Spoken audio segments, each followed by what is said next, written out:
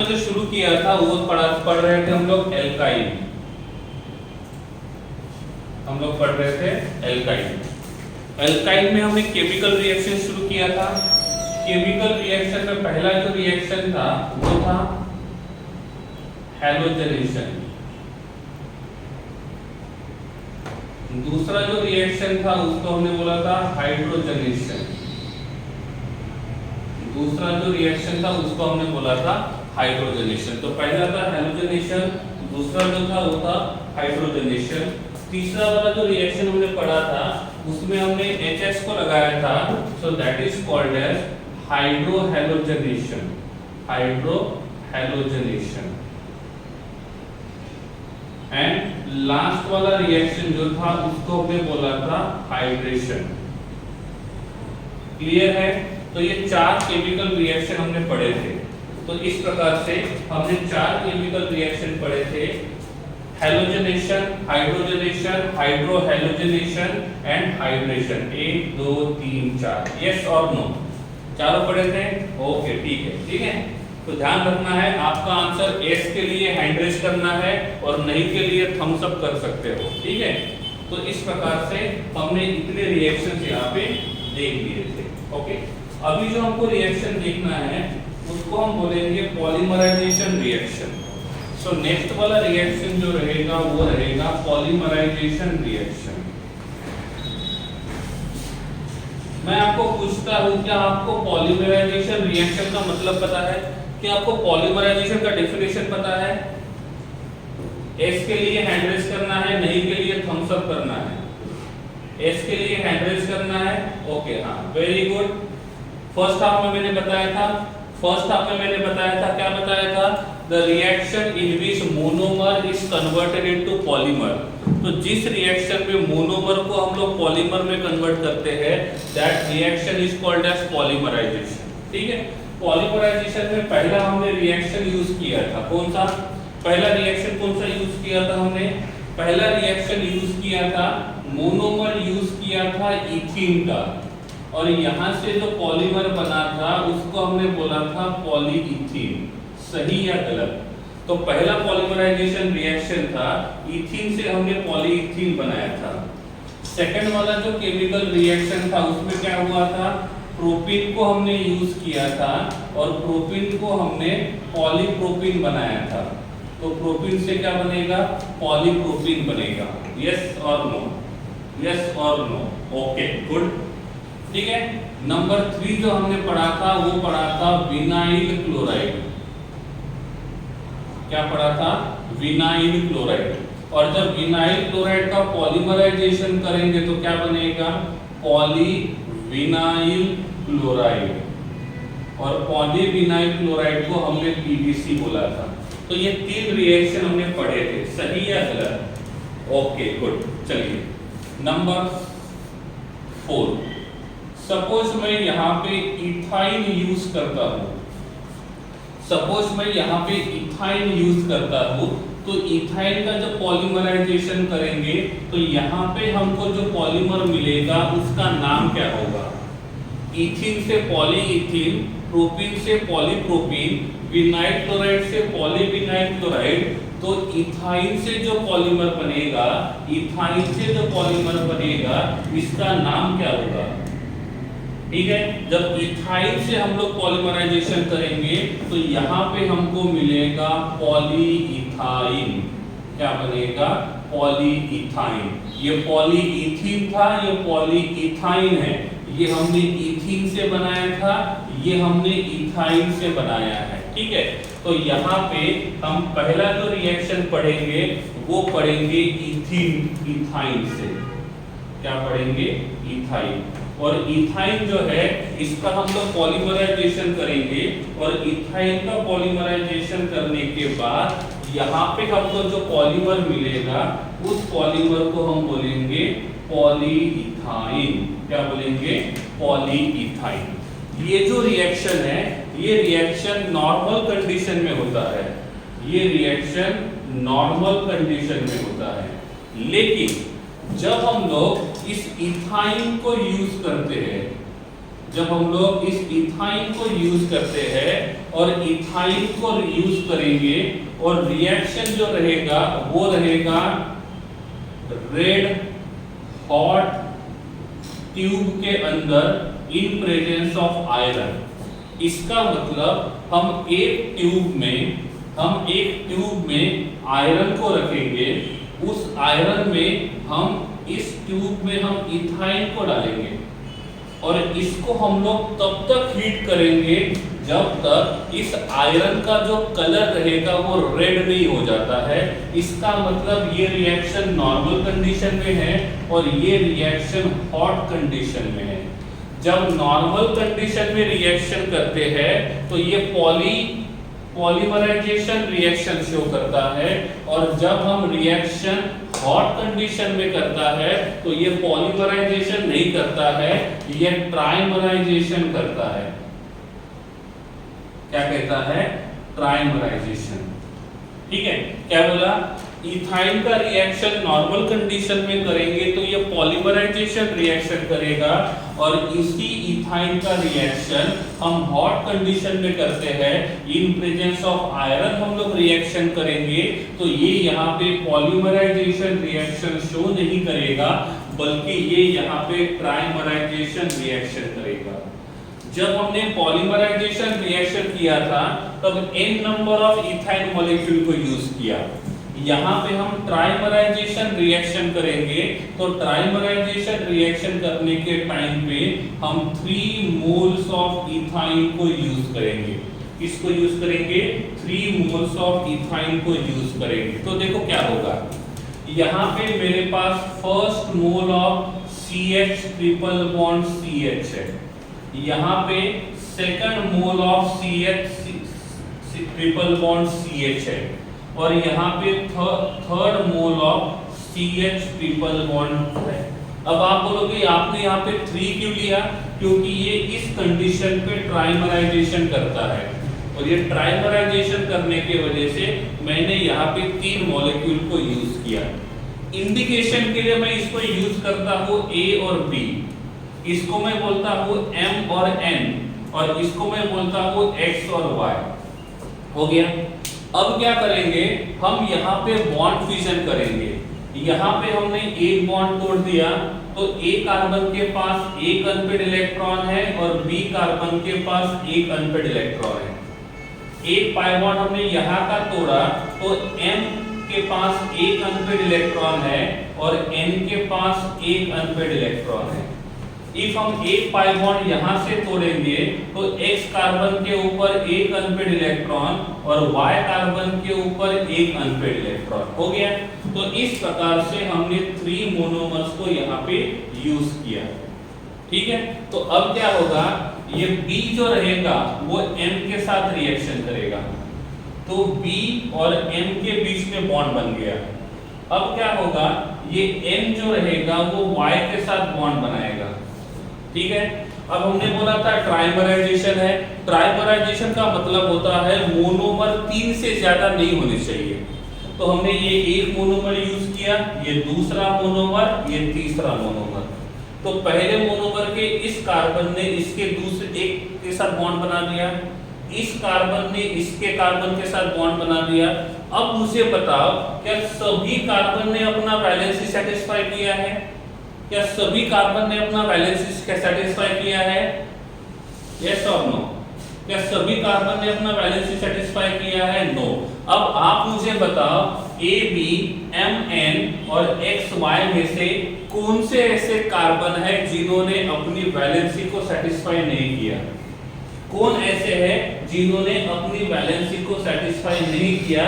तो यहाँ पे हमारे पास 2 ऐसे हैं जिन्होंने अपनी वैलेंसी को सेटिस्फाई नहीं किया। उनमें से एक जो है वो A है और दूसरा जो रहेगा वो X रहेगा। तो अब हमने बोला था ट्राइमराइजेशन है तो 3 ही मोनोमर को यूज करेंगे। तो ये किसी और के साथ जॉइंट नहीं हो सकता, ये भी किसी और के साथ जॉइंट नहीं हो सकता, क्योंकि हमने बोला है ट्राइमराइजेशन है तो 3 ही मोनोमर को यूज करना है। अब जो बचेंगे वो एक दूसरे के साथ बॉन्ड बनाएंगे, तो ये जो रहेगा वो इसके साथ बॉन्ड बनाएगा। अब मुझे बताओ ए और बी के बीच में सिंगल बॉन्ड है, डबल बॉन्ड है? ए और बी के बीच में सिंगल बॉन्ड है, डबल बॉन्ड है? Double bond. अब मुझे बताओ बी और एम के बीच में कौन सा बॉन्ड रहेगा? बी और एम के बीच में कौन सा बॉन्ड रहेगा? Single bond. और एम और एन के बीच में कौन सा बॉन्ड रहेगा? Double bond. अब मुझे बताइए एन और वाई के बीच में कौन सा बॉन्ड रहेगा? एन और वाई के बीच में सिंगल बॉन्ड। अब मुझे बताइए y और x के बीच में कौन सा बॉन्ड रहेगा? Double bond. x और a के बीच में कौन सा बॉन्ड रहेगा? Single bond. तो double bond, single bond, double bond, single bond, double bond, single bond. अब मुझे बताओ ये कितने कार्बन का रिंग बनेगा? ये कितने कार्बन का रिंग बनेगा? ये कितने कार्बन का रिंग बनेगा? ये 6 कार्बन का रिंग बनेगा। तो यहाँ पे इस प्रकार से 6 कार्बन का रिंग बनेगा। और इस रिंग में क्या होगा?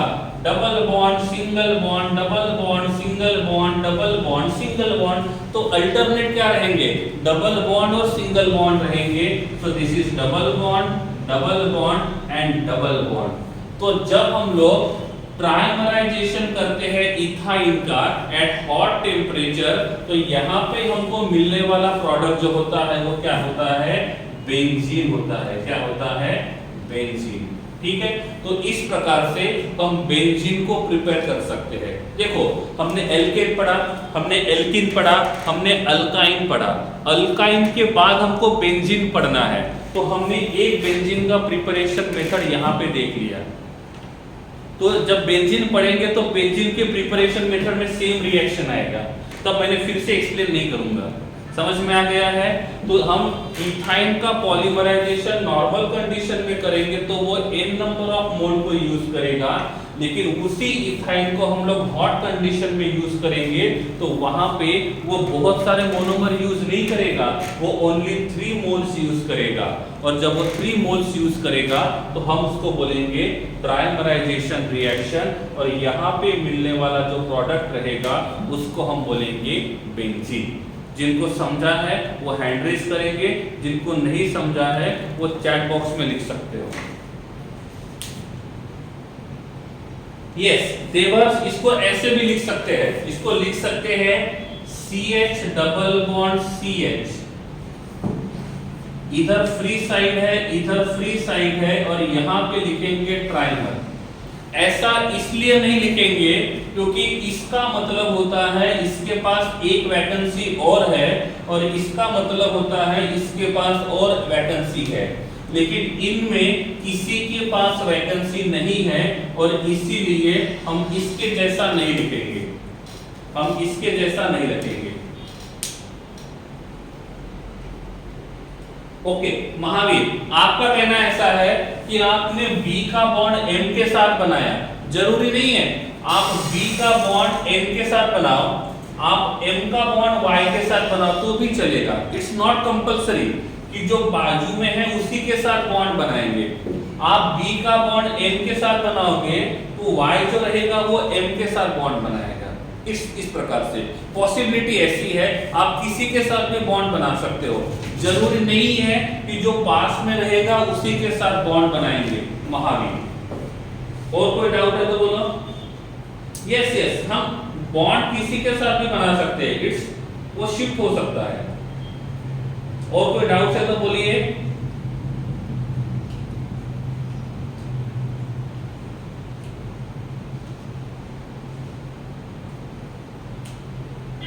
ओके, साहिल क्लियर है? साहिल, देवर्स क्लियर हो गया? ओके चलिए स्क्रीनशॉट निकाल दीजिए, मैं इसको इरेज करता हूं। ठीक है, तो हमारा फिफ्थ वाला रिएक्शन जो था वो था पॉलीमराइजेशन रिएक्शन, और fifth reaction is polymerization reaction. Okay,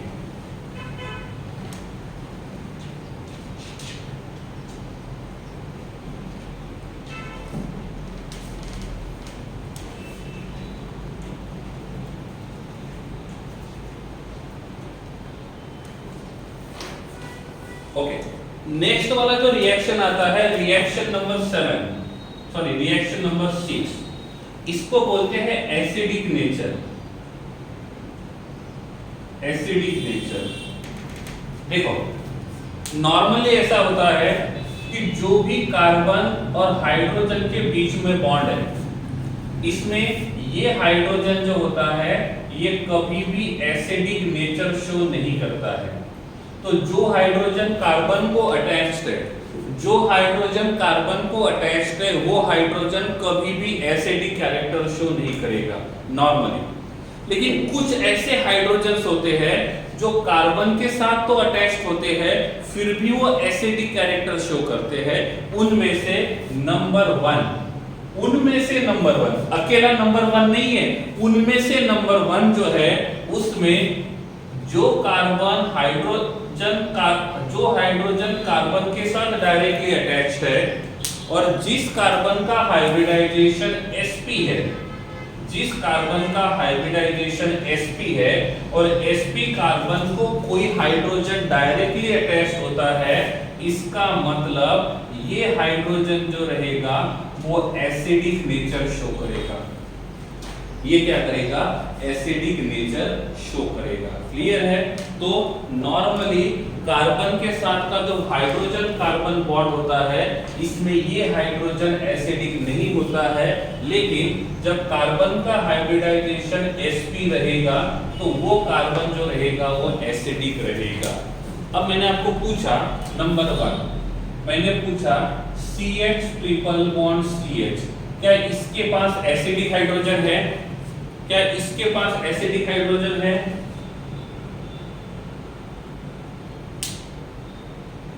yes. कैसे पता चला? कैसे पता चला?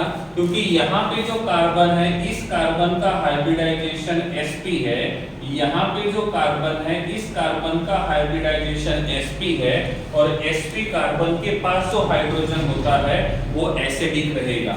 तो यहाँ पे एक एसिडिक हाइड्रोजन है, यहाँ पे 2 एसिडिक हाइड्रोजन है, तो इसके पास total number of acidic hydrogens will be 2। Okay, then मैं आपको पूछता हूँ number 2, this is CH3 attached to C triple bond C attached to CH3, क्या इनके पास एसिडिक हाइड्रोजन है? क्या इसके पास एसिडिक हाइड्रोजन है? क्या इसके पास एसिडिक हाइड्रोजन है? नो। कैसे पता चला?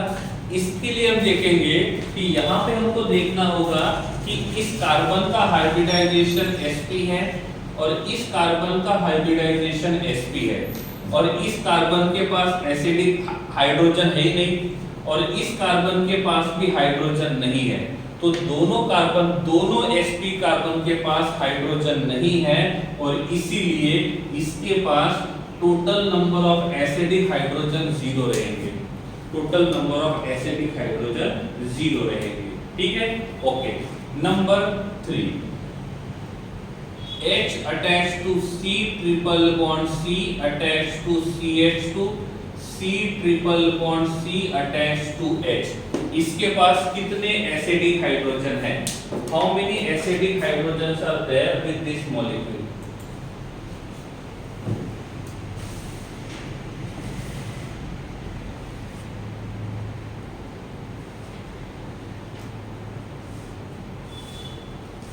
महावीर, आपका क्वेश्चन समझ में नहीं आएगा, आप एक बार फिर से पूछ सकते हो। महावीर, आपका क्वेश्चन समझ में नहीं आया, you can ask it again.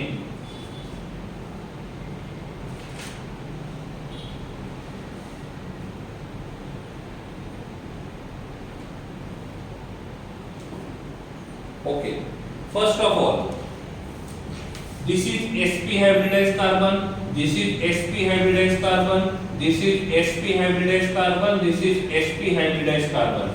क्या है? sp hybridized कार्बन को जो हाइड्रोजन अटैच्ड है वही एसिडिक। तो sp कार्बन को अटैच्ड एक है तो ये एसिडिक रहेगा। इस sp कार्बन को हाइड्रोजन डायरेक्टली अटैच नहीं है, इस sp कार्बन को भी अटैच्ड हाइड्रोजन डायरेक्टली नहीं है, इस sp कार्बन को हाइड्रोजन डायरेक्टली अटैच्ड है, तो इसके पास 2 हाइड्रोजन एसिडिक रहेंगे, 2 हाइड्रोजन एसिडिक रहेंगे। किसी ने ऐसा बोला होगा कि सर ये sp कार्बन है और sp कार्बन को ये 2 हाइड्रोजन अटैच्ड है, तो इन दोनों हाइड्रोजन को भी एसिडिक कंसीडर करेंगे, लेकिन ऐसा नहीं है। इस CH2 का मतलब होता है कार्बन अटैच टू हाइड्रोजन। तो ये जो sp कार्बन है वो sp कार्बन कार्बन को डायरेक्टली अटैच्ड है, हाइड्रोजन को नहीं है। तो इसका रियल स्ट्रक्चर ऐसे होता है, लेकिन जब शॉर्ट में लिखेंगे तो इसको लिखेंगे CH2। तो इसका मतलब इसके पास total number of acidic hydrogen जो रहेंगे उनका क्वांटिटी रहेगा 2। जिनको ये तीनों एग्जांपल समझ में आ गए हैं वो हैंड रेज करेंगे, जिनको नहीं समझा है वो थम्स अप करेंगे।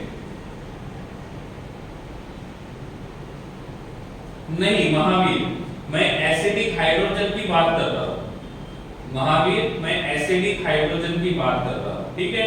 ओके। रोहन, कितने एसिडिक हाइड्रोजन है?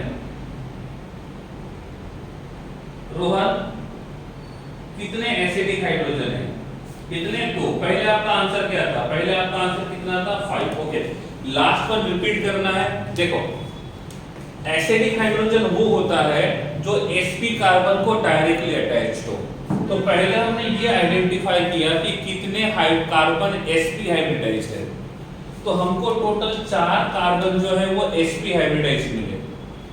इस पहले कार्बन के पास हाइड्रोजन डायरेक्टली अटैच्ड है, तो इसको हम लोग एसिडिक हाइड्रोजन मानेंगे। ये sp कार्बन डायरेक्टली कार्बन को अटैच्ड है, तो इसको हम लोग एसिडिक हाइड्रोजन नहीं मानेंगे। sp कार्बन डायरेक्ट लगता तो है कि ये डायरेक्टली हाइड्रोजन को अटैच्ड है, बट रियल में इसका स्ट्रक्चर होता है carbon attached to hydrogen, carbon attached to hydrogen. इसका मतलब ये दोनों के दोनों sp कार्बन कार्बन को डायरेक्टली अटैच्ड है, हाइड्रोजन को नहीं है। तो ये वाला भी एसिडिक नहीं होगा, ये वाला भी एसिडिक नहीं होगा। इस sp कार्बन के पास हाइड्रोजन डायरेक्टली अटैच्ड है, तो ये 1 और ये 2, total number of acidic hydrogens will be 2।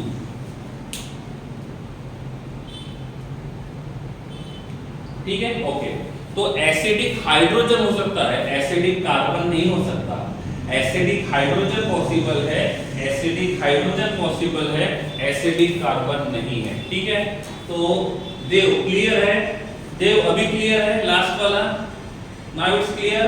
Okay, चलिए। और कोई दिक्कत है तो बोलिए, और कोई दिक्कत है तो बोलिए।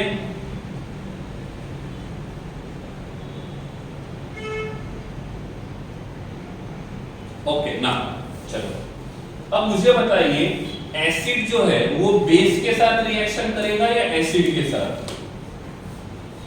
एसिड जो है वो बेस के साथ रिएक्शन करेगा या एसिड के साथ? एसिड किसके साथ रिएक्शन करेगा?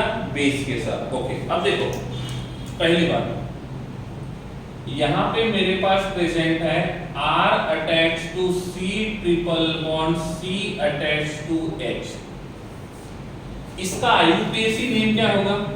इसका IUPAC नेम क्या होगा? इसका IUPAC नेम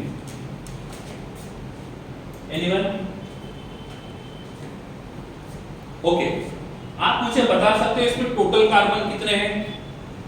आप मुझे बता सकते हो इसमें टोटल कार्बन कितने हैं?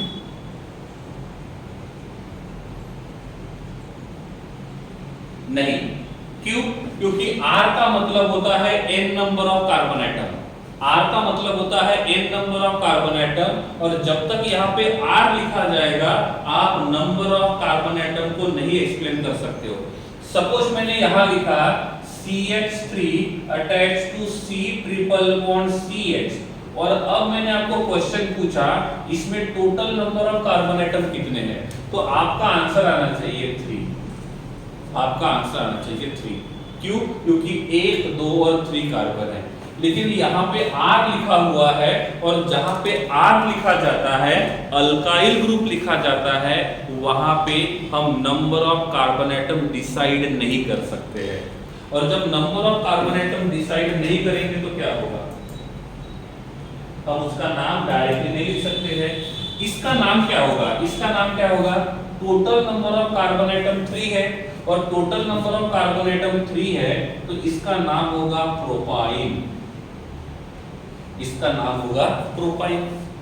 लेकिन इसके पास number of carbon atom decide नहीं है, और जब इसके पास number of carbon atom decide नहीं रहेंगे तो इसका नाम रहेगा अल्काइल। तो इसका नाम रहेगा अल्काइल। तो इसका नाम अल्काइल है और इसका नाम प्रोपाइल है। ठीक है, 3 कार्बन के लिए प्रोपाइल, 4 कार्बन के लिए ब्यूटाइल, 5 कार्बन के लिए पेंटाइल। समझ में आ रहा है? अब आप मुझे बताइए, क्या इसके पास एसिडिक हाइड्रोजन है? इस अल्काइल के पास एसिडिक हाइड्रोजन है? यस, इसके पास एसिडिक हाइड्रोजन है। और कितने एसिडिक हाइड्रोजन है? इसके पास एक एसिडिक हाइड्रोजन है। तो ये क्या करेगा? एक एसिडिक हाइड्रोजन लूज करेगा। और जब ये एसिडिक हाइड्रोजन लूज करेगा, R attach to C triple bond C, तो इस कार्बन के ऊपर कौन सा चार्ज आएगा? जब कार्बन हाइड्रोजन बॉन्ड तोड़ेंगे तो कार्बन के ऊपर कौन सा चार्ज आएगा और हाइड्रोजन के ऊपर कौन सा चार्ज आएगा? कार्बन के ऊपर कौन सा चार्ज आएगा और हाइड्रोजन के ऊपर कौन सा चार्ज आएगा? बताइए। तो कार्बन के ऊपर जो चार्ज आएगा वो रहेगा -1 और हाइड्रोजन के ऊपर जो चार्ज आएगा उसको बोलेंगे +1। ठीक है, तो इसका नाम क्या रहेगा? तो इसका नाम होता है अल्काइनाइड। इसका नाम होगा अल्काइनाइड। अल्काइन क्यों? क्योंकि अल्काइन से बनाया था और यहाँ पे एंडिंग में लगा है IDE। IDE इसलिए आया है क्योंकि इस मॉलिक्यूल के ऊपर नेगेटिव चार्ज है। जब भी किसी के ऊपर नेगेटिव चार्ज आता है तो ATE, ITE या तो IDE इस प्रकार के सफिक्स लगाते हैं हम लोग। और जब किसी के ऊपर पॉजिटिव चार्ज आता है तो एंडिंग में लगाते हैं नियम। जैसे अमोनिया का बन जाता है अमोनियम, अमोनिया का बन जाता है अमोनियम। ठीक है, ओके। हाँ, अब कार्बन और हाइड्रोजन, कार्बन का इलेक्ट्रोनेगेटिविटी 2.5 और हाइड्रोजन का इलेक्ट्रोनेगेटिविटी 2.1। कार्बन का इलेक्ट्रोनेगेटिविटी ज्यादा है और हाइड्रोजन का इलेक्ट्रोनेगेटिविटी कम है, तो कार्बन के ऊपर -1 आएगा और हाइड्रोजन के ऊपर +1 आएगा। इसका मतलब इसने जो है वो H+ आयन दे दिया और जो H+ आयन देगा वो एसिड का काम करेगा। अल्क्यानोएट नहीं आएगा। अल्क्यानोएट तब आएगा जब वो अल्क्यानोइक एसिड रहेगा। इफ वो अल्क्यानोइक एसिड होता है, अल्क्यानोइक एसिड होता है, तब ये अल्क्यानोएट आएगा। देवर्स, अल्क्यानोइक एसिड रहेगा तो अल्क्यानोएट आएगा। ये अल्क्यानोइक एसिड नहीं है और इसीलिए यहाँ पे अल्क्यानोएट नहीं आएगा। इसका नाम रहेगा अल्काइनाइड। ठीक है, अब इस H को निकाल देता हूं मैं, कोई काम नहीं। अब मुझे बताओ, क्या ये अल्काइनाइड स्टेबल है? क्या ये अल्काइनाइड इलेक्ट्रिकली न्यूट्रल है? क्या ये अल्काइनाइड इलेक्ट्रिकली न्यूट्रल है? बिल्कुल नहीं। अब इस अल्काइनाइड को इलेक्ट्रिकली न्यूट्रलाइज करने के लिए हमको पॉजिटिव चार्ज को लगाना होगा। अब यहाँ पे जो मैंने पॉजिटिव चार्ज लगाया है वो Na+। क्या अब ये इलेक्ट्रिकली न्यूट्रल हो गया? यस, अब ये इलेक्ट्रिकली न्यूट्रल होगा। तो अब इसका नाम क्या रहेगा? ये अल्काइनाइड को स्टेबलाइज कर रहा है सोडियम, तो इसका नाम रहेगा सोडियम अल्काइनाइड। यहाँ पे मैं Na+ लगाऊंगा तो इसका नाम रहेगा सोडियम अल्काइनाइड। सपोज मैंने यहाँ पे Na+ के जगह मैंने यहाँ पे K+ लगा दिया। क्या लगा दिया? K+। तो इसका नाम क्या होगा? इसका नाम बन जाएगा पोटेशियम अल्काइनाइड। क्या बन जाएगा? पोटेशियम अल्काइनाइड। सपोज मैंने यहाँ पे लगा दिया NH4+। NH4+, देखो NH3 का मतलब होता है अमोनिया और NH4 का मतलब होता है अमोनियम। पॉजिटिव चार्ज की वजह से नियम आता है, तो ये अमोनिया है, ये अमोनियम है। तो इसका नाम क्या रहेगा? इसका नाम रहेगा अमोनियम अल्काइनाइड। इसका नाम क्या रहेगा? अमोनियम अल्काइनाइड। ठीक है, देखो दिख नहीं रहा है? हाँ, देखो जहां पे नेगेटिव चार्ज होता है वहां पे या तो ATE आता है, या तो ITE आता है, या तो IDE आता है। इफ नेगेटिव चार्ज रहेगा लेकिन जब किसी के ऊपर पॉजिटिव चार्ज आता है तो एंडिंग में लगता है नियम। जैसे अमोनिया के ऊपर पॉजिटिव चार्ज लगा तो ये अमोनिया का बन गया अमोनियम, और अमोनियम जब स्टेबलाइज करेगा तो इसका नाम रहेगा अमोनियम अल्काइनाइड। अमोनियम अल्काइनाइड। ओके, अब देखो यहाँ पे प्रोपाइन है, यहाँ पे प्रोपाइन है, और प्रोपाइन के पास एसिडिक हाइड्रोजन है, और ये एसिडिक हाइड्रोजन बेस के साथ जाएगा, तो एसिडिक हाइड्रोजन OH के साथ चला गया, और OH के साथ चला गया तो इसके ऊपर आ गया नेगेटिव चार्ज, इसके ऊपर आ गया नेगेटिव चार्ज, और इस नेगेटिव चार्ज को स्टेबलाइज करने के लिए हमने Na+ को लगा दिया। किसको लगा दिया? Na+ को। तो बताओ इसका नाम क्या होगा? इसका नाम क्या होगा? एसिडिक हाइड्रोजन रहेगा, वो H+ आयन जो है वो बेस के साथ चला गया, और बेस के साथ चला गया तो ये बेस का Na+ यहाँ पे आ गया, तो इसका नाम क्या होगा? इसका नाम क्या होगा?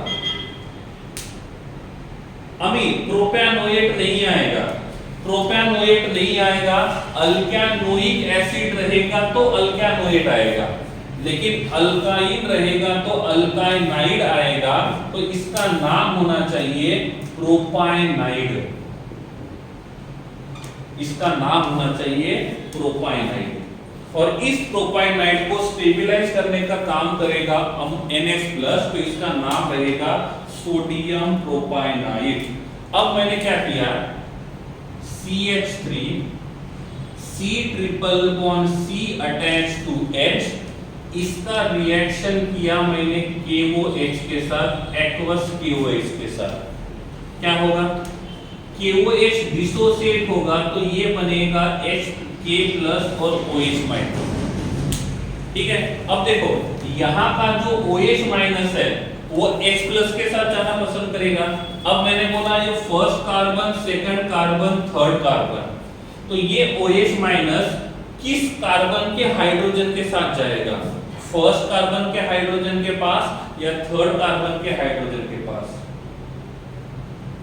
क्यों फर्स्ट के साथ जाएगा? क्योंकि जो भी बेस होता है ये बेस हमेशा एसिड के साथ रिएक्शन करना पसंद करता है, और यहाँ पे फर्स्ट और थर्ड कार्बन में से फर्स्ट कार्बन के पास एसिडिक हाइड्रोजन है, और इसीलिए यहाँ का H+ आयन इस OH के साथ जाएगा, और जब ये H+ OH के साथ जाएगा तो H2O बन जाएगा। जब H2O बनेगा तो इस कार्बन के ऊपर नेगेटिव चार्ज आएगा, और इस नेगेटिव चार्ज को स्टेबलाइज करने का काम K+ करेगा, तो यहाँ मिलेगा CH3 अटैच टू C≡C और K+, तो इसका नाम होना चाहिए पोटेशियम प्रोपाइनाइड। इसका नाम होना चाहिए पोटेशियम प्रोपाइनाइड। ये वाला रिएक्शन समझा है तो हैंड रेज करना है, नहीं समझा है तो अपना डाउट चैट बॉक्स में लिखना है। ये समझा है तो हैंड रेज करना है, नहीं समझा है तो चैट बॉक्स में अपना डाउट लिखना है।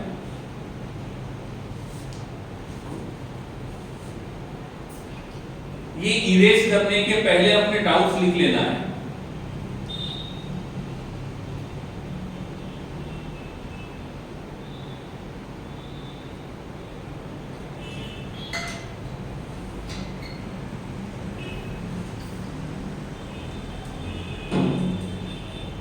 अर्कान इसके जगह ये वाला यूज किया होता तो ये यूज नहीं करेंगे, क्योंकि बेस जो होता है वो एसिडिक हाइड्रोजन के ऊपर ही रिएक्शन करता है, और इस थर्ड वाले कार्बन के पास एसिडिक हाइड्रोजन नहीं है। अर्कान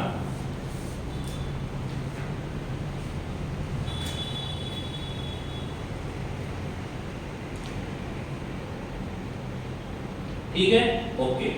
नेम क्या होगा? इसका नेम क्या होगा? इसका नेम होगा पोटेशियम प्रोपाइनाइड। इसका नेम होगा पोटेशियम प्रोपाइनाइड। राज, पोटेशियम प्रोपाइनाइड। ओके, ठीक है। हाँ, तो यहाँ पे हम अल्काइन के केमिकल रिएक्शन खत्म करते हैं। तो अल्काइन के टोटल 6 केमिकल रिएक्शन है। हैलोजनेशन, हाइड्रोजनेशन, हाइड्रोहैलोजनेशन, हाइड्रेशन, पॉलीमराइजेशन, और एसिडिक नेचर। जब भी हम लोग हाइड्रोहैलोजनेशन या तो हाइड्रेशन रिएक्शन करेंगे तो हम दो रूल को फॉलो करेंगे। एक रूल जो होता है वो होता है मार्कोनिकॉफ रूल और दूसरा होता है anti Markovnikov rule. Normally Markovnikov rule जो होता है वो मेजर प्रोडक्ट देता है और एंटी मार्कोनिकॉफ रूल जो होता है वो माइनर प्रोडक्ट देता है। और जब मैंने एल्केन को पढ़ाया था, एल्कीन को पढ़ाया था, उसी टाइम मैंने मार्कोनिकॉफ रूल और एंटी मार्कोनिकॉफ रूल क्या होते हैं बताया था। तो चैप्टर नंबर 12 के एंड में हमने टाइप्स ऑफ रिएक्शन पढ़ा था, वहां पे एडिशन रिएक्शन में ये दोनों रूल लिख के दिए थे। साथ में मैंने बीटा एलिमिनेशन में भी दो रूल लिख के दिए थे। एक को मैंने बोला था सेटजेफ रूल और दूसरे को मैंने बोला था हाफमैन रूल। तो यहाँ पे हम अल्काइन के केमिकल प्रॉपर्टीज को खत्म करते हैं। तो एल्केन खत्म हो गया, एल्कीन खत्म हो गया, एल्काइन खत्म हो गया। अब यहाँ पे बस हम लोग बेंजीन रिंग बाकी है। तो अब हम लोग बेंजीन के बारे में पढ़ेंगे। किसके बारे में? बेंजीन के बारे में।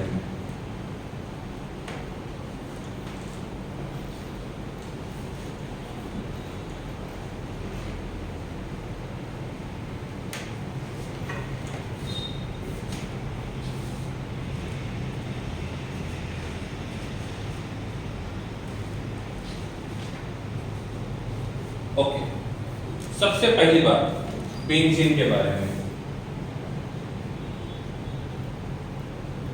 ठीक है। सबसे पहली बात, बेंजीन जो है इसका मॉलिक्यूलर फॉर्मूला है C6H6। मॉलिक्यूलर फॉर्मूला है C6H6।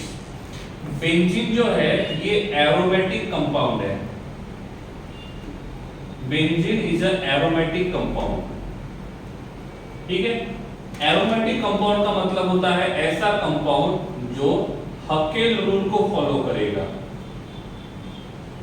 हकेल रूल क्या होता है? जो 4n+2 पाई इलेक्ट्रॉन्स को काउंट करेगा। तो जिसके पास total number of pi electrons 4n+2 रहेंगे तो वो एरोमेटिक रहेगा। ये मैंने आपको पढ़ाया था एरोमेटिक, एंटी एरोमेटिक और नॉन एरोमेटिक में, ठीक है। तो इस प्रकार से हमने हकेल रूल बोला था। एरोमेटिक नाम इसलिए है क्योंकि ये जो बेंजीन होता है एक एरोमा को प्रोड्यूस करता है। एरोमा का मतलब होता है फ्रेग्रेंस। और ये जो कंपाउंड्स है जो 4n+2 रूल को फॉलो करते हैं वो मॉलिक्यूल्स एक स्पेसिफिक फ्रेग्रेंस को प्रोड्यूस करते हैं और स्पेसिफिक फ्रेग्रेंस को प्रोड्यूस करने की वजह से उस कंपाउंड को हम बोलते हैं एरोमेटिक कंपाउंड। इफ हम इसके स्ट्रक्चर की बात करेंगे, हम बेंजीन के स्ट्रक्चर की बात करेंगे तो बेंजीन का जो स्ट्रक्चर है वो कीक्यूले नाम के साइंटिस्ट ने डिस्कवर किया है। तो बेंजीन का जो स्ट्रक्चर हम अभी यूज करते हैं वो स्ट्रक्चर केक्यूले नाम के साइंटिस्ट ने सबसे पहले बताया था। इसके दो स्ट्रक्चर पॉसिबल है। यहाँ पे एक वन स्ट्रक्चर है जिसमें alternate single bond double bond रहेंगे और यहाँ पे दूसरा स्ट्रक्चर पॉसिबल है जो इस प्रकार से रहेगा जिसमें डबल बॉन्ड का पोजीशन जो रहेगा वो चेंज रहेगा। तो इसको हम बोलते हैं रेजोनेंस स्ट्रक्चर 1, इसको हम बोलते हैं रेजोनेंस स्ट्रक्चर 2। तो बेंजीन जो रहेगा वो दो रेजोनेंस स्ट्रक्चर में रहता है, ठीक है, रेजोनेंस स्ट्रक्चर 1 और रेजोनेंस स्ट्रक्चर 2। और इन रेजोनेंस स्ट्रक्चर को जब कंबाइन करते हैं तो वो रेजोनेंस हाइब्रिड बनता है। तो इसका जो रेजोनेंस हाइब्रिड रहेगा वो रेजोनेंस हाइब्रिड इस प्रकार से दिखाई देगा। तो रेजोनेंस हाइब्रिड जो रहेगा वो इस प्रकार से दिखाई देता है। So this is resonance hybrid, ठीक है। अब आप बोलोगे ये डॉटेड लाइन का मतलब क्या होता है? डॉटेड लाइन का मतलब होता है कि यहाँ पे जो पाई इलेक्ट्रॉन्स है जो रेजोनेंस में पार्टिसिपेट कर रहे हैं वो पाई इलेक्ट्रॉन्स कहाँ पे घूम रहे हैं, ठीक है। तो ये यहाँ से यहाँ तक घूमते हैं और इसीलिए हम डॉटेड लाइन इस प्रकार से शो करते हैं। बट नॉर्मली ऐसा होता है, ऐसा डॉटेड लाइन ड्रॉ करने के लिए टाइम ज्यादा लगता है और इसीलिए आजकल हम इस बेंजीन का जो स्ट्रक्चर होता है वो इस प्रकार से लिखते हैं ऐसे। तो रूल के हिसाब से डॉटेड लाइन होनी चाहिए, लेकिन डॉटेड लाइन ड्रॉ करने के लिए समय ज्यादा लगता है और समय को बचाने के लिए हम डॉटेड लाइन के जगह हम सॉलिड लाइन को ही ड्रॉ कर सकते हैं। तो रेजोनेंस हाइब्रिड ये भी ड्रॉ करते हैं और किसी किसी बुक में रेजोनेंस हाइब्रिड इस प्रकार से ड्रॉ किया जाता है। आफ्टर दैट ये जो बेंजीन रिंग है वो इलेक्ट्रॉन रिच है। बेंजीन रिंग जो रहेगा वो इलेक्ट्रॉन रिच है। अब किसी ने पूछा बेंजीन रिंग इलेक्ट्रॉन रिच क्यों है? तो बेंजीन रिंग इलेक्ट्रॉन रिच इसलिए है क्योंकि इसके पास 6 पाई इलेक्ट्रॉन है, क्योंकि इसके पास 6 पाई इलेक्ट्रॉन है।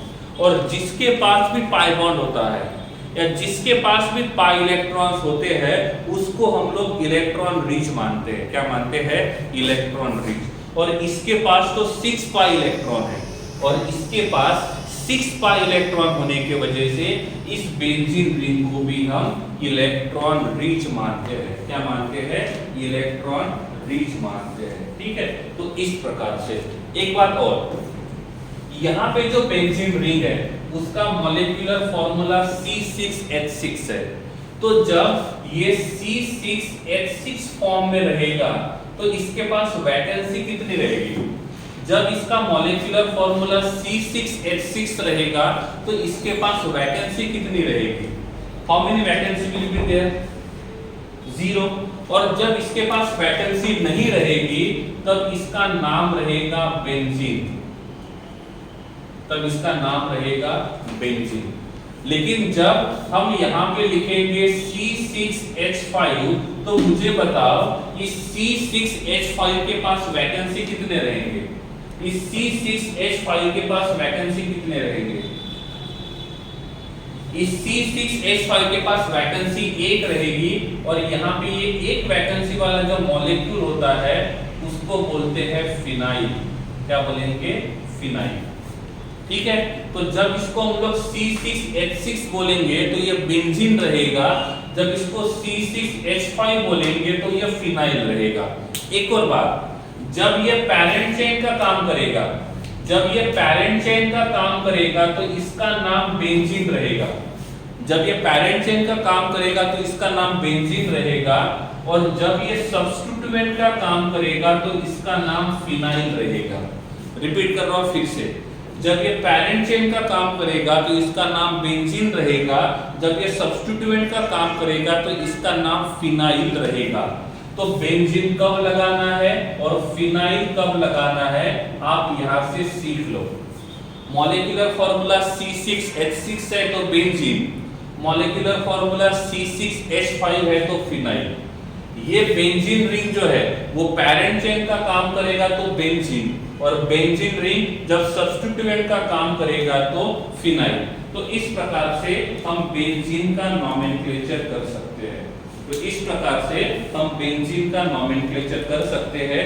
इनमें कुछ डाउट है तो पूछिए, इनमें कुछ डाउट है तो पूछिए। समझा है तो हैंड रेज कीजिए, नहीं समझा है तो चैट बॉक्स में अपना डाउट लिख दीजिए। 51 लोग हैं, 20 तो मिनिमम हैंड रेज हो ही सकते हैं। मैं मिनिमम की बात कर रहा हूँ। 51 में से मिनिमम 20 तो हैंड रेज हो ही सकते हैं क्योंकि इतना भी डिफिकल्ट टॉपिक नहीं है। हाँ, कुछ लोगों को हैंड रेज नहीं करना होगा, उसके लिए कुछ नहीं कर सकते हैं। ओके, कोई डाउट है तो चैट बॉक्स में लिख दीजिए। सेकंड पॉइंट रिपीट करना है, ये वाला, दिस वन। देखो, एरोमेटिक कंपाउंड का मतलब क्या होता है? जिसके पास 4n+2 पाई इलेक्ट्रॉन्स होते हैं। मैंने कंडीशन लिख के दिए थे एरोमेटिक होने के लिए। पहले उसके पास सभी के सभी एटम्स प्लैनर होने चाहिए, उसके पास रेजोनेंस होना चाहिए, उसके पास 4n+2 पाई इतने इलेक्ट्रॉन्स होने चाहिए। सपोज n का वैल्यू 0 लिखते हैं तो पाई इलेक्ट्रॉन्स 2 हो जाएंगे। सपोज n का वैल्यू 1 लिखेंगे तो पाई इलेक्ट्रॉन 6 हो जाएंगे, और इसके पास पाई इलेक्ट्रॉन 6 है और इसीलिए हम बेंजीन रिंग को एरोमेटिक रिंग बोलेंगे। जब मैंने general organic chemistry IUPAC nomenclature जब शुरू किया था तब मैंने आपको ये पढ़ाया था एरोमेटिक क्या होता है, एंटी एरोमेटिक क्या होता है, नॉन एरोमेटिक क्या होता है, आप उसमें ये देख सकते हो। ठीक है, हाँ अर्कान 6 pi electron and 3 pi bonds. Okay हाँ यस, देखो 6 pi इलेक्ट्रॉन्स इसलिए है क्योंकि इसके पास 3 pi बॉन्ड है, क्योंकि इसके पास 3 pi बॉन्ड है। जितने pi बॉन्ड्स रहेंगे उसके डबल pi इलेक्ट्रॉन्स रहेंगे। Okay substituent Ayu, yes yes substituent जो रहेगा वो IUPAC के हिसाब से होगा। Yes Devarsh, okay okay Gracie, देखो इफ मैं नंबरिंग देता हूं Gracy, so this is first carbon, second carbon, third carbon, fourth carbon, fifth carbon, sixth carbon। ये मेरा पहला पाई बॉन्ड है, ये दूसरा पाई बॉन्ड है, ये तीसरा पाई बॉन्ड है। This is first carbon, second carbon, third carbon, fourth carbon, fifth carbon, sixth carbon। ये मेरा first pi bond, second pi bond, third pi bond. अब देखो पहला वाला पाई बॉन्ड पहले फर्स्ट और सेकंड कार्बन के बीच में था, बाद में वो सेकंड और थर्ड के बीच में गया। इसका मतलब ये पाई बॉन्ड 1 2 3 के बीच में घूम रहा है। वैसे ही ये वाला पाई बॉन्ड 3 4 5 के बीच में घूम रहा है, ये वाला पाई बॉन्ड 5 6 1 के बीच में घूम रहा है। तो रेजोनेंस पूरे रिंग में है। तो रेजोनेंस में जो पाई इलेक्ट्रॉन्स है वो पाई इलेक्ट्रॉन्स कितने कार्बन के बीच में घूम रहे हैं ये बताने का काम करता है डॉटेड लाइन।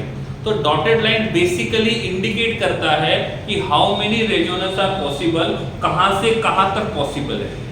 तो होना तो चाहिए डॉटेड लाइन से, बट ये टाइम कंज्यूमिंग होता है और इसीलिए हम डॉटेड की जगह सॉलिड लाइन से शो करते हैं। Gracy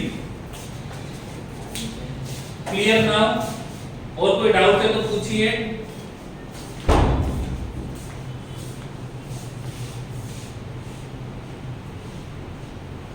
okay no doubt, that's good. अब देखेंगे प्रिपरेशन मेथड। अब देखेंगे प्रिपरेशन मेथड। हम बेंजीन का एक प्रिपरेशन मेथड पढ़ चुके थे, इथाइन वाला। जो इथाइन होता है, इस इथाइन का हॉट कंडीशन में रिएक्शन करते हैं तो ये ट्राइमराइजेशन रिएक्शन करता है और ट्राइमराइजेशन रिएक्शन करने के बाद यहाँ पे ये बेंजीन रिंग को बनाता है। ये हमने अल्काइन के केमिकल रिएक्शन में पढ़ा था, इसके अल्काइन के केमिकल रिएक्शन में पढ़ा था। सेकंड केमिकल रिएक्शन, यहाँ पे जो बेंजीन रिंग है, इस बेंजीन रिंग के पास OH अटैच्ड है। बेंजीन रिंग के पास OH अटैच्ड है और जब बेंजीन रिंग के पास OH अटैच रहेगा तो इसका नाम होता है फिनॉल। इसका नाम होता है फिनॉल। तो OH ग्रुप बेंजीन रिंग को डायरेक्टली अटैच रहेगा तो फिनॉल, इनडायरेक्टली अटैच रहेगा तो अल्कोहल। ठीक है, तो OH ग्रुप बेंजीन रिंग को डायरेक्टली अटैच्ड है और इसका रिएक्शन जब जिंक के साथ करते हैं, इसका रिएक्शन जिंक के साथ करते हैं तो जिंक क्या करता है, ये हाइड्रोजन चुराता है। तो ये जो हाइड्रोजन है, कार्बन और हाइड्रोजन के बीच का जो ऑक्सीजन है, इस ऑक्सीजन को चुराने का काम करता है जिंक। तो क्या होगा, तो कार्बन और हाइड्रोजन के बीच में ऑक्सीजन था वो चला गया और जब वो चला गया तो यहाँ पे हमको डायरेक्टली मिलेगा बेंजीन रिंग और बेंजीन रिंग को अटैच रहेगा H और यहाँ पे मिलेगा ZnO। तो इस प्रकार से हम इस मेथड से भी बेंजीन रिंग को प्रिपेयर कर सकते हैं। This is preparation method number 1, preparation method number 2। दोनों में से जो नहीं समझा है उसका नंबर चैट बॉक्स में लिख भेजना है, समझा है तो हैंड रेस करना है।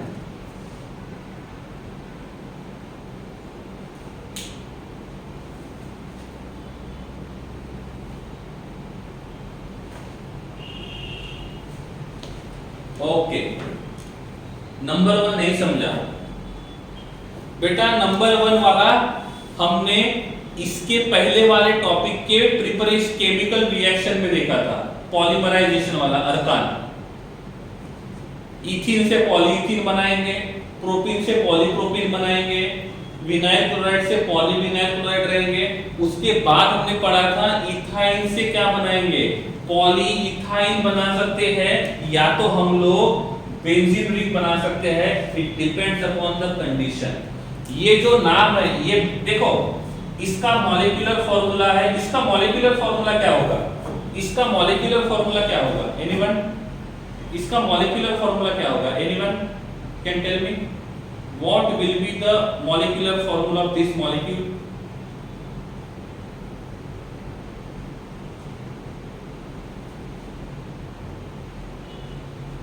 अरे इसके पास एक हाइड्रोजन है, यहाँ पे एक हाइड्रोजन, यहाँ पे एक हाइड्रोजन, यहाँ पे एक हाइड्रोजन, यहाँ पे एक। इस कार्बन ने ऑलरेडी 4 बॉन्ड बनाए हैं, तो इस कार्बन के पास हाइड्रोजन नहीं रहेगा, तो इसका फॉर्मूला होगा C6H6O1। इसका मॉलिक्यूलर फॉर्मूला रहेगा C6H6O1। इधर ध्यान दो, ये बेंजीन रिंग है, ये बेंजीन रिंग है, ठीक है। देखो मुझे बताओ इस कार्बन ने कितने बॉन्ड बनाए, इस कार्बन ने 2 और 1 3 बॉन्ड बनाए, तो चौथा बॉन्ड हाइड्रोजन के साथ है, यहाँ पे भी हाइड्रोजन के साथ है, यहाँ पे भी हाइड्रोजन के साथ है, यहाँ पे भी हाइड्रोजन है, यहाँ पे भी हाइड्रोजन और हाइड्रोजन। ये समझ में आ गया, यस और नो, ये क्लियर है। तो इसका मॉलिक्यूलर फॉर्मूला रहेगा C6H6, और जब इसका मॉलिक्यूलर फॉर्मूला C6H6 रहेगा तो इसको बेंजीन कहेंगे। क्या कहेंगे? बेंजीन। अब क्या हुआ, मैंने यहां से H निकाल लिया, तो बोलो इसका मॉलिक्यूलर फॉर्मूला क्या होगा, इसका मॉलिक्यूलर फॉर्मूला क्या होगा, इसका मॉलिक्यूलर फॉर्मूला होगा C6H5। क्या इसके पास वैकेंसी है, क्या इसके पास वैकेंसी है, क्या इसके पास वैकेंसी है, यस। कितना वैकेंसी है? 1, तो ये रहेगा C6H5। अब क्या किया, मैंने यहां पे OH लगा दिया, क्या लगा दिया? OH। तो अब मुझे बताओ इसका मॉलिक्यूलर फॉर्मूला क्या होगा, क्या होगा? इसका मॉलिक्यूलर फॉर्मूला C6H6O1। एम आई राइट? क्लियर हुआ? क्लियर हुआ? आप लोग जो लिखते थे ना C6H7O1, ऐसा नहीं होगा, ऐसा नहीं होगा। आप इसको ऐसा भी लिख सकते हो, इसको लिख सकते हो C6H5OH, ऐसा लिखोगे तो भी चलेगा। C6H6O1 लिखो या तो C6H5OH लिखो, दोनों सही है, बोथ आर करेक्ट, ठीक है। तो इस मॉलिक्यूल का फॉर्मूला है C6H6O1, लेकिन यहां पे जो फॉर्मूला है वो है C6H6। तो इस प्रकार से हमने फिनॉल से बेंजीन को बनाया, फिनॉल से बेंजीन को बनाया, ठीक है। अब क्लियर है, सेकंड वाला प्रिपरेशन मेथड क्लियर हुआ, सेकंड वाला प्रिपरेशन मेथड क्लियर हुआ। यस है तो हैंड रेज कीजिए, नहीं है तो चैट बॉक्स में डाउट लिखिए।